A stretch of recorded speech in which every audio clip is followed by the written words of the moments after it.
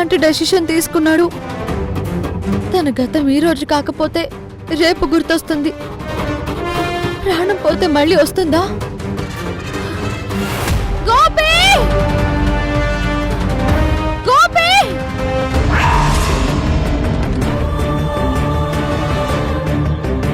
గోపి!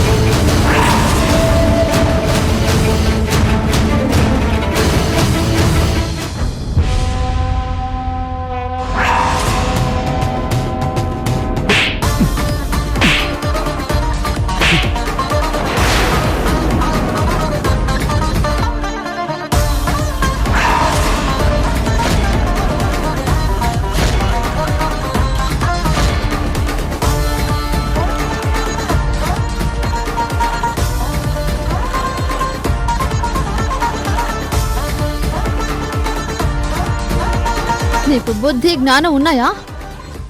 ఎందుకు ఇలాంటి పని చేస్తున్నావు? అందరికీ భారంగా బ్రతకదలుచుకోలేదు మేడం. నా సమస్యకి చావొక్కటే పరిష్కారం.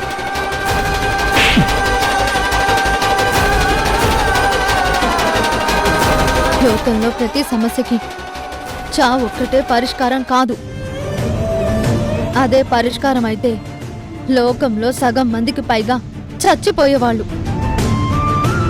దేవుడు సుఖాన్నిచ్చినప్పుడు ఎంత ఆనందంగా తీసుకుంటామో, కష్టాన్నిచ్చినప్పుడు కూడా అలాగే గుండె నిబ్బరంతో భరించాలి. కరెక్టే మేడం, భరించాలి. కానీ అందుకు ఒక కారణం ఉండాలి కదా. మీకు మీ భర్త ఉన్నాడు, బిడ్డున్నాడు. అందుకోసం మీరు ఎంత కష్టమైనా భరిస్తారు.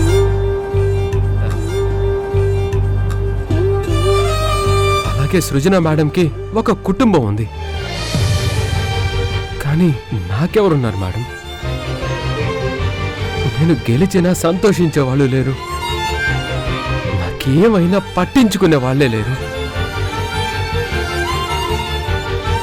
అలా ఎందుకు అనుకుంటున్నావు?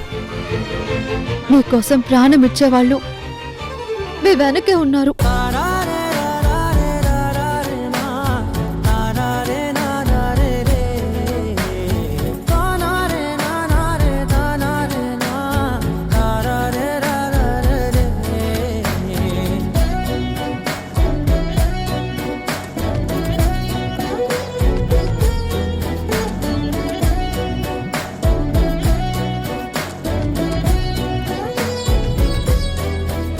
ఎవరున్నారు మేడం? ఇక్కడంటే మీ గతంలో మీకొక లవర్ ఉండుండొచ్చు. తను నువ్వెప్పటికైనా తిరిగి వస్తావని కళ్ళల్లో ప్రాణాలు పెట్టుకుని ఎదురు చూస్తూ ఉండొచ్చు.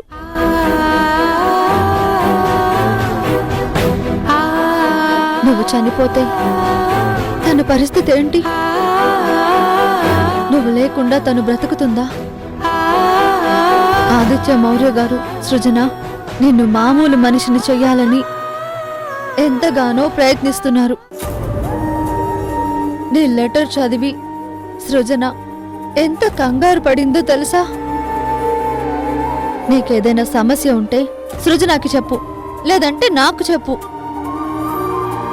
అంతేకాని ఇలాంటి పిచ్చి డెసిషన్స్ తీసుకోకు. పద.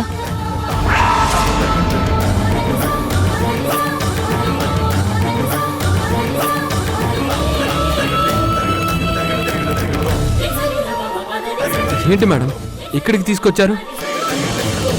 చూడు, ఆవిడ మనందరికీ అమ్మ. ఆవిడ ఉండగా ఎవ్వరూ అనాథలు కారు. ఈ అమ్మవారి మీద ప్రమాణం చేయి.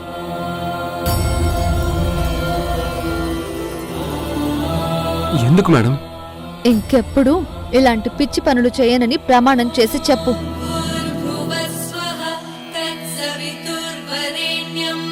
చూడు గోపి, నువ్వు ప్రమాణం చేయకపోతే నిన్ను మళ్ళీ కొడతాను.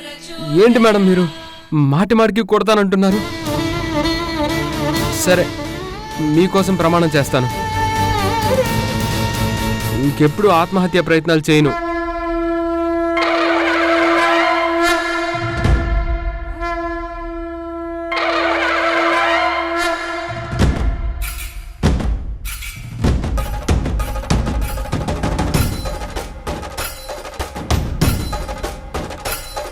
గోపి, నువ్వు అమ్మవారి మీద ప్రమాణం చేశావు.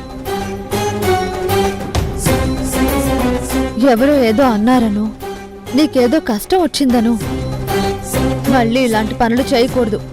అర్థమైందా? గోపి, మనకి పరిచయం ఉన్న మనిషి, నిన్నటి వరకు మనతో ఒంటరిగా ఉన్న మనిషి సడన్ గా చనిపోతే అది ఎంత బాధ కలిగిస్తుందో తెలుసా? నువ్వు హ్యాపీగానే చనిపోతావు, కానీ నీ చుట్టూ ఉన్నవాళ్ళు నిన్ను తలుచుకొని బాధపడుతూనే ఉంటారు. అర్థమైందండి, ఇంకెప్పుడు ఇలా చేయను. పద వెళ్దాం. ఎక్కడికి మేడం? సృజన వాళ్ళ ఇంటికి.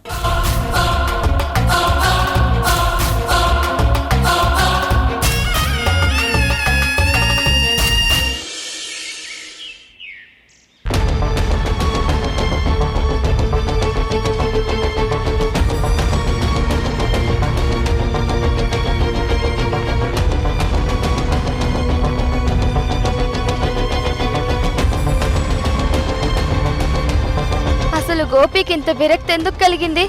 మీరెవరో తననేదో అనుంటారు. ఇది మరీ బావుందే.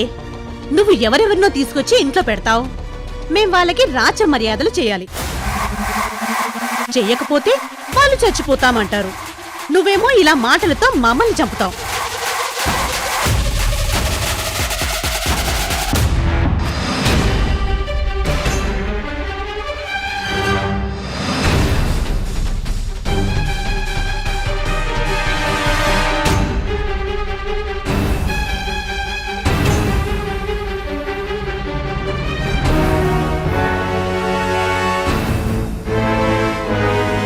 గోపి,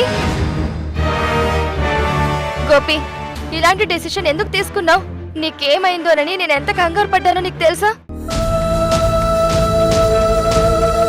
చనిపోవడానికి ట్రై చేశాడు సృజన.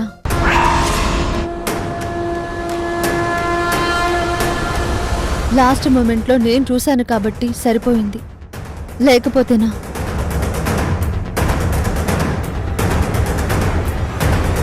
ఏం బాబు, ఎందుకు చచ్చిపోవాలనుకుంటున్నావు? మా ఇంట్లో పెట్టే తిండి సరిపోవడం లేదా? ఎలా సరిపోద్ది చెల్లెమ్మ? ముగ్గురికి సరిపోయే ఫుడ్ 3 పూటలా లాగించేస్తున్నాడు. స్టాప్ ఇట్ మావయ్య.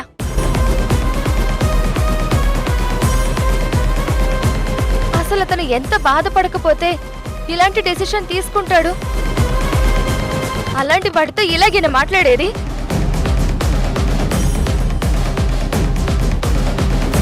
సృజన, అలాంటి వాళ్ళకి ఏం బాధలుంటాయి? తిన్నదరక్క చచ్చిపోవాలనుకునుంటాడు.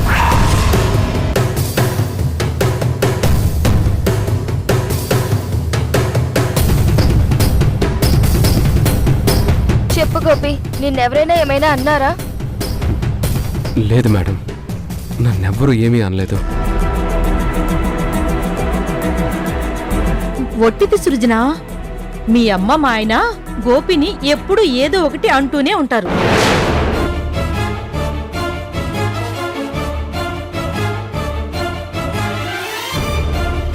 నిన్న రాత్రి భోజనానికి వచ్చినప్పుడు కూడా తెగ తిట్టారు.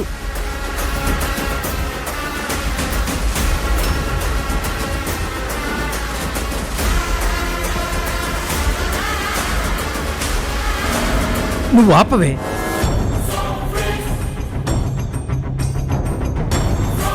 ఇదిగో మా ఆయనైతే మరీను ఎన్నాళ్ళు మా ఇంట్లో పడి ఉంటావురా, దేని క్రిందైనా తలపెట్టి చావు అన్నాడు. పాపం అందుకే గోపి చచ్చిపోవడానికి వెళ్ళినట్టున్నాడు.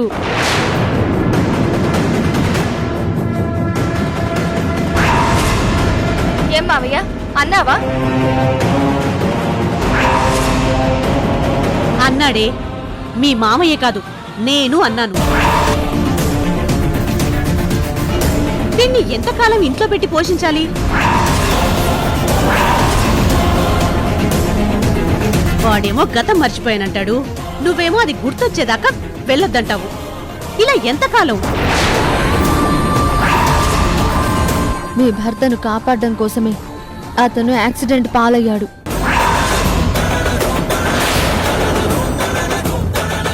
గతాన్ని గోపియే కాదు, మీరు మర్చిపోయినట్టున్నారు.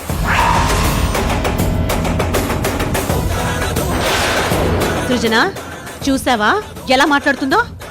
ఎవరెవరినో తీసుకొచ్చి ఇంట్లో పెడుతున్నావు, వాళ్ళు మన మీద పెత్తనం చలాయిస్తున్నారు.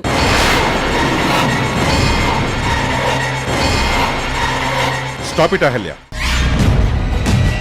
నీకు అసలు కృతజ్ఞత ఉందా? అతను నీ భర్త ప్రాణాలు కాపాడాడు.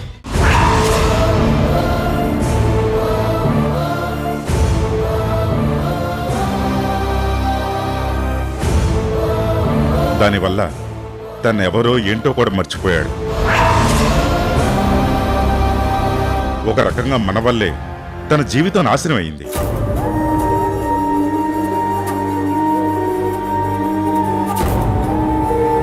ఆ రోజు గోపి అడ్డుపడకపోయి ఉంటే నేను చనిపోయి ఉండేవాడిని తెలుసా?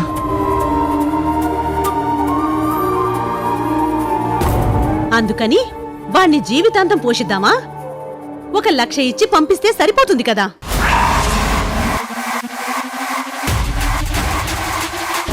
నాతో బ్రతుకు పంచుకున్నారు. నేను బ్రతకడానికి కారణమైన వాడికి 1,00,000 ఇచ్చి వదిలించుకుందాం అనుకున్నావా?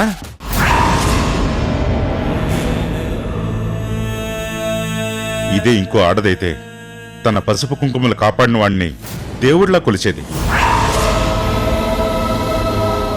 కానీ నువ్వు గోపిని ఇంట్లో నుంచి తరిమేద్దాం అనుకుంటున్నావు.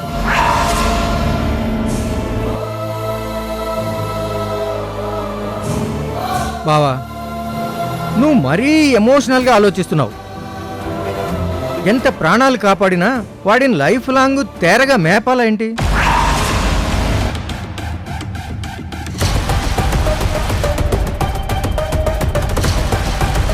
ఎక్స్క్యూజ్ మీ సార్, గోపి మీ ఇంట్లో పడి ఫ్రీగా తినడం లేదు. 10 మంది చేసే పని ఒక్కడే చేస్తున్నాడు.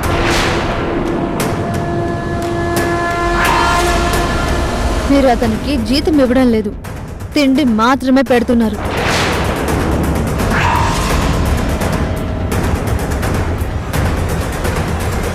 చూడండి, ఇక దీనిపై డిస్కషన్స్ అనవసరం.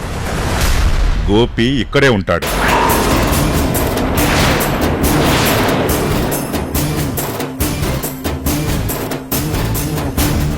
వద్దు సార్, నా వల్ల మీ కుటుంబంలో గొడవలు రాకూడదు. సృజన మేడం, తార మేడం ఇబ్బందులు పడకూడదు. నేను వెళ్ళిపోతాను. గోపి, నువ్వు ఇలా వెళ్ళిపోతే మానవత్వానికి అసలు అర్థమే ఉండదు. అసలు మమ్మల్ని మనుషుల్లో కూడా ఎవరు చూడరు. మమ్మీ, నువ్వు ఇలా చేయడం చాలా తప్పు. దీనివల్ల ఇతనికే కాదు, ఇతని మీద ఆధారపడ్డ వాళ్ళకు కూడా అన్యాయం చేసినట్టు అవుతుంది. సృజన, నీకు మీ డాడీకి మంచితనం ఎక్కువైపోయింది. తమలపాకులో సున్నం ఎక్కువైతే నోరు పొక్కుతుంది. మనిషిలో మంచితనం ఎక్కువైతే జీవితం నాశనమవుతుంది. అది గుర్తుంచుకో.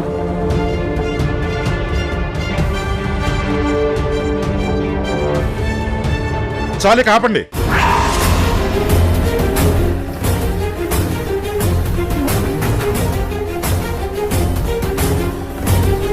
మీదట గోపి విషయంలో ఎవ్వరు కల్పించుకున్నా నేను ఊరుకోను. అతను మామూలు మనిషి అయ్యేంత వరకు ఇక్కడే ఉంటాడు.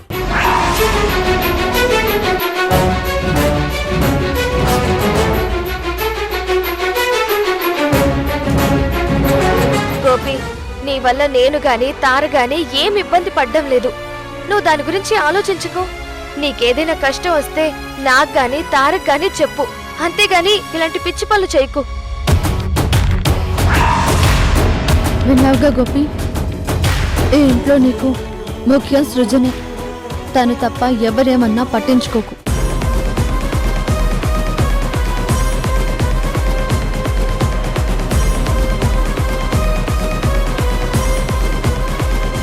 గోపి, పద.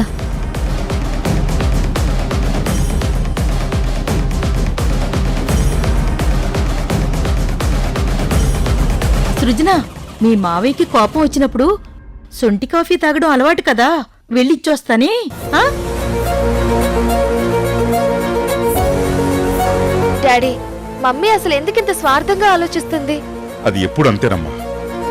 నువ్వు ప్రపంచం బాధ నీ బాధ అనుకుంటావు, మీ అమ్మేమో తన బాధని ప్రపంచం బాధ అనుకుంటుంది. ఉట్టి సెల్ఫిష్.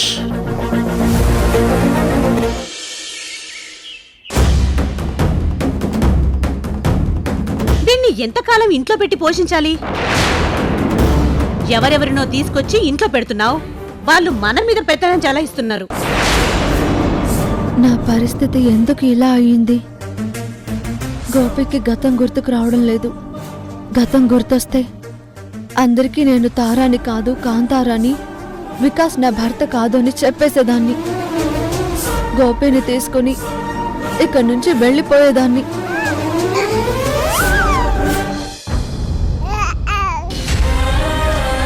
గోపి తనెవరో తెలియక ఆత్మహత్య చేసుకోవాలనుకుంటున్నాడు. నేనెవరో తెలిస్తే ఇక ముందు ఆ పని చెయ్యడు. గోపికి సృజనకి ఈ విషయం చెప్పేస్తేనే మంచిదేమో.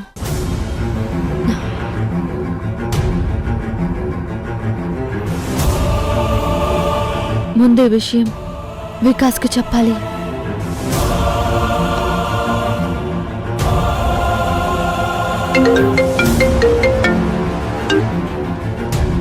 హలో తారా, ఏం చేస్తున్నావు? విరాజ్ ఏం చేస్తున్నాడు? నిద్రపోతున్నాడు వికాస్.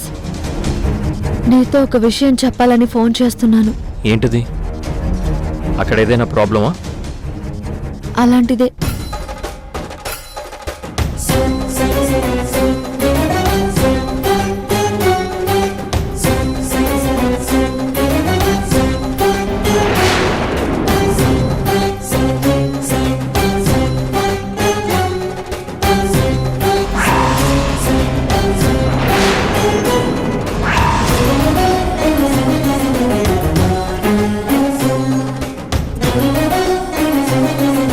గోపి ఎందుకంత పిచ్చి పని చేయబోయాడు? టైంకి నువ్వు వెళ్ళకపోయి ఉంటే ఎంత ఘోరం జరిగిపోయి ఉండేది. అందుకే వికాస్, నేను సృజనకి గోపికి నిజం చెప్పేద్దాం అనుకుంటున్నాను. నిజం చెప్పడం పెద్ద పని కాస్తారా, కానీ చెప్పిన తర్వాత పరిస్థితి ఏంటో ఒకసారి ఆలోచించు. ఇప్పుడు గోపి మానసిక పరిస్థితి సరిగ్గా లేదు. నువ్వు నిజం చెప్పినా తను నమ్మకపోవచ్చు. హంసలేఖ తన భార్య అని చెప్పినప్పుడు ఎలా రియాక్ట్ అయ్యాడో నీకు తెలుసు కదా. వాడు నువ్వు తన లవర్ అని చెప్తే నమ్ముతాడన్న గ్యారంటీ లేదు. ఇదంతా నీ ట్రీట్మెంట్లో భాగం అనుకోవచ్చు. అప్పుడున్న పరిస్థితుల్లో మనం సృజనకి ఆదిత్య మౌర్య గారికి నిజం చెప్పలేకపోయాం. ఇప్పుడు నువ్వు నిజం చెప్తే వాళ్ళు 99% నిన్ను అర్థం చేసుకుంటారు. ఒకవేళ వాళ్ళు అర్థం చేసుకోలేకపోతే గోపి నీకు తోడుంటాడు. అలా జరగాలంటే గోపికి గతం గుర్తుకు రావాలి. నువ్వే కాంతారవని తను అందరికీ చెప్పాలి. అప్పుడే ఈ సమస్యకి పరిష్కారం దొరుకుతుంది. కంగారు పడకు కాంతారా, కంగారు పడకు. తొందరలోనే నీకు మంచి రోజులు వస్తాయి. గోపి యామ్నిషియా నుంచి బయటపడాలని కోరుకుందాం.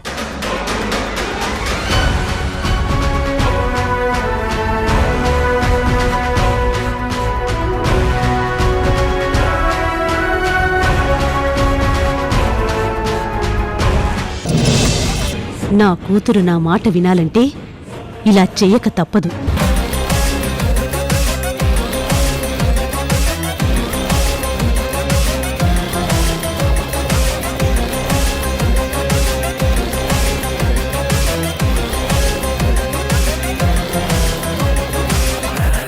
హాయ్